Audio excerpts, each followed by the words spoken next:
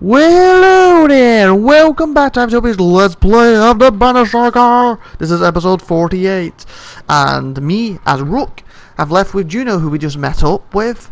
The city being attacked, and look, and all these dredge watching this stone, apparently. So this is quite scary, really. We're at the Godstone of Starvers. You glanced nervously around, but the dredge didn't seem to hear her. It's okay, you can speak softly. Is this where you're going to sacrifice me? Juno smiles. What could have come across as profoundly creepy looks sincere instead. No, the dredge cannot see us.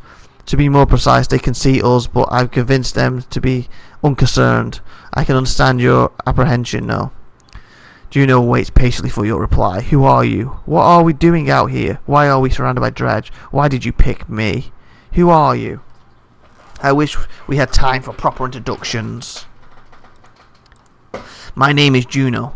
I'm on the Mender Council. You met Erwin, my apprentice. How are you doing these things? Controlling minds. I thought Menders built things and healed wounds. You are right, Menders do these things. Some of us still practice the teachings given to Loom Mother's first creations. We are called Valkaran.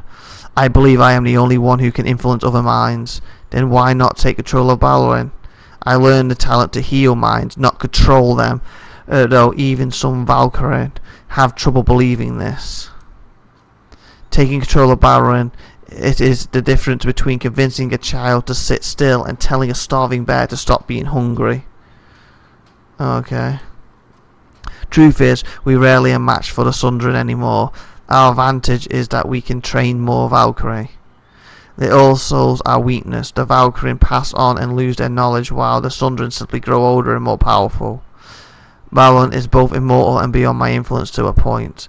Then how do we stop him? The God of Secrets will play a part, as will you.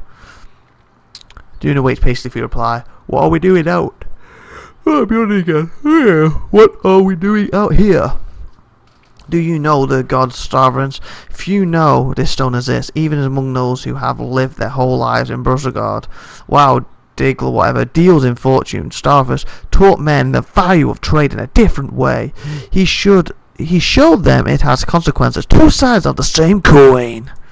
See the silver in the stone? The gals up here wear away the stone, but the metal remains. The gals, I guess it means seagulls, I guess. We need pieces of this silver. The god Starver is by imagery of silver weapons. The myths say he traded those weapons to the gods, and they used them to kill each other. Those who seek out the stone call them the god of trade. The Menders call him the god of secrets. He was both. Juno waits patiently for your reply. Why are we surrounded by dredge? They seem to be drawn to the godstone. There are many things we don't know about Starvers. Many they see him as a patron, or it is an attraction they cannot explain. Those Starvers have something to do with the serpent of Elvoth. What was that thing? I cannot say. Can't. I have my suspicions, but until I've had time at the Menders libraries, it would be unwise to speculate. For all our knowledge, it always seems as through we know little. Imagine how the rest of us feel. On the contrary, the less people know, the more certain they tend to be. Juno waits patiently for your reply. Why did you pick me? Why didn't you take Erwin or Hakron? You don't even know me. I apologize for putting you in danger. Even must keep Busgard from falling while we are here. Away, sorry. And if something goes wrong here, I need to be certain one of us makes it back alive. I saw the thoughts of each person when I arrived at Brogan. You were the only one I knew would return. What do you mean? You would find your way back to Alta no matter what. Juno waits patiently. Let's get on what we need to go. I just read that completely wrong, didn't I, when I clicked it? Whatever I was supposed to say. I said I'm really tired now. Indeed, you need to dislodge at least a fistful of the metal. You will forge it into an arrow to slay Valalor. Wait, after everything you've told me, make a magic arrow to shoot Balor. That's all it takes. Why didn't you do that a long time ago? Juno gets a faraway look in her eyes. No, this is not all it takes. What I tell you now must not be repeated. The arrow will not kill Balor lower. Even were it to strike his heart, he has no physical weakness. But it will sow doubt in his mind when it pierces him. I will help him to believe that he is dying. The rest of you will convince him of it with sword and axe. Everyone who fights at your side must believe it to be true. You're going to trick him into thinking he's dead. This is the most insane. He really can't be killed. That is the most insane. He really can't be killed. No, someday he will awaken and realise he's not dead. I imagine he will be quite upset. First we must make the arrow focus on the task at hand. She looks knowingly at the godstone, waiting for you to start climbing. Rook, I am not certain how the dredge will react when you do this. And behind us is a sudden drop, so be careful. Wow.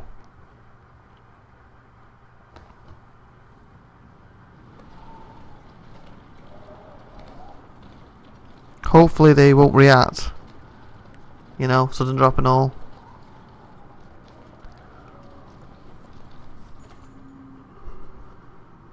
Approaching the back of the stone, you start to climb, looking for a loose piece of silver vein. Even without looking out onto the dredge, you can feel each sinister face watching you closely, held back only by Juno's influence. Panic races through your blood. Try to quickly wrench out the nearest chunk. Climb higher, where it may be easier to remove. Go back and tell Juno you can't do it. Climb higher. As you climb, you can't help but notice the stony mass of dredge lined up before. This is on the same sentence. Like worship before an idol. Just a glimpse nearly immobilizes you. Your hand rests on a piece of silver that comes away easily. The dredge do not react. Look for another piece. Don't press your luck. Head back down. Look for another piece.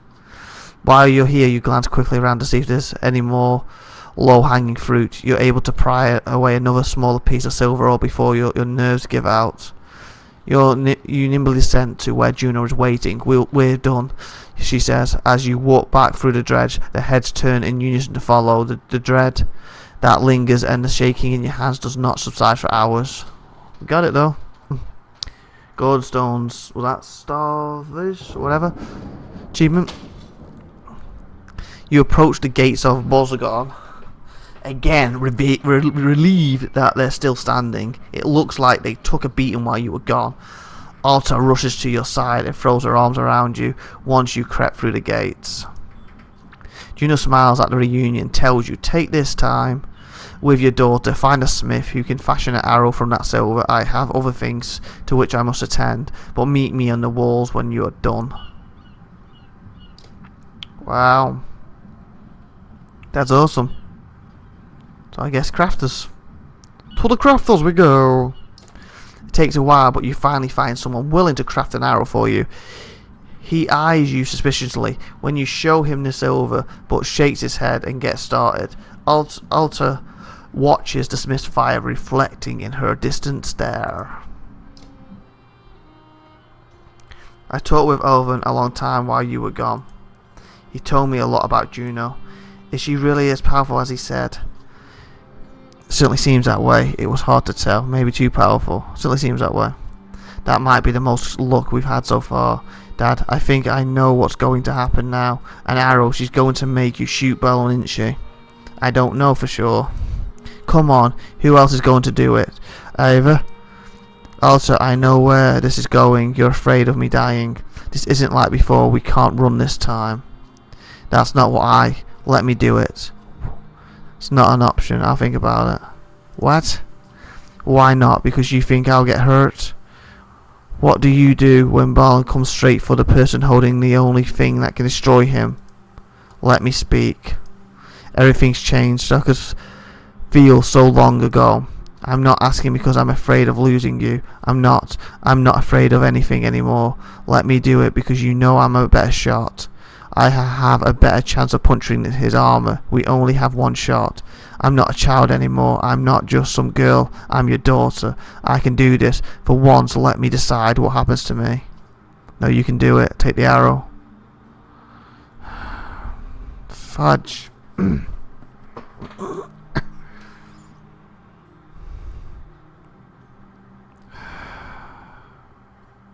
Wow, I don't know what to do. Because she truly is a better shot.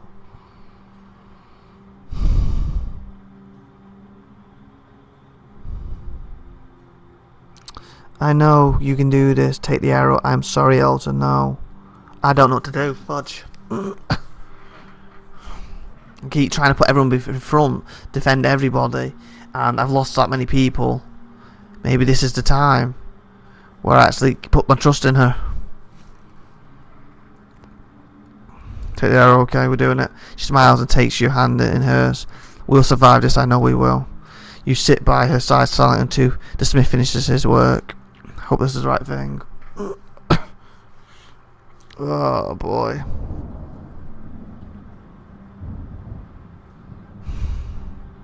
Well, do it. There he is. Juno is in the middle of an animated debate as you approach the arrow in your hand. There is little time left. Bello knows we're here. Wherever he is waiting for more of his forces to arrive or simply wants to starve us out. First I cannot tell, but he will not expect a direct attack. Is this a joke? How are you going to do that? I will take a handful of warriors to face him. I can keep a small group hidden from sight. The rest of you will lead the charge from here. With luck, Bello will send the armies away from himself to meet you. What about the ravens? They may protest. They will not. I've arranged a task for them. Even if you make it to Belon, the chances they're defeating him. We saw what happened to Altron. That thing can't be killed. Juno shows them the arrow you had forged from the Godstone silver. This will make him bleed like the rest of us. Once he is pierced, he will be vulnerable. She looks you in the eyes. We only have one. Do not miss. And brings only those who absolutely need. It will take all my concentration to keep the other dredge from swallowing us up. I cannot join in battle. And if we kill Bolin, then what? The dredge will just wander away. That is my belief. Yes, I can't say for certain. This is a doomed plan. Help us hold out here until the ships are finished.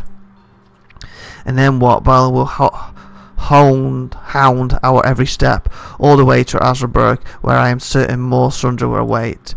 Now is the time to speak to loved ones, and the memory of any god that pleases you rest. In the morning we slay Asundra. Wow. That's intense. That's intense. So when I click, it begins. Wow. Wow, you know what? I'm going to end the episode here. I'm getting it a bit early, but I think the next episode's going to basically have the ending. As long as I don't die, I have to repeat it. So, I hope you enjoyed out there. Tune in next time and find out how this goes.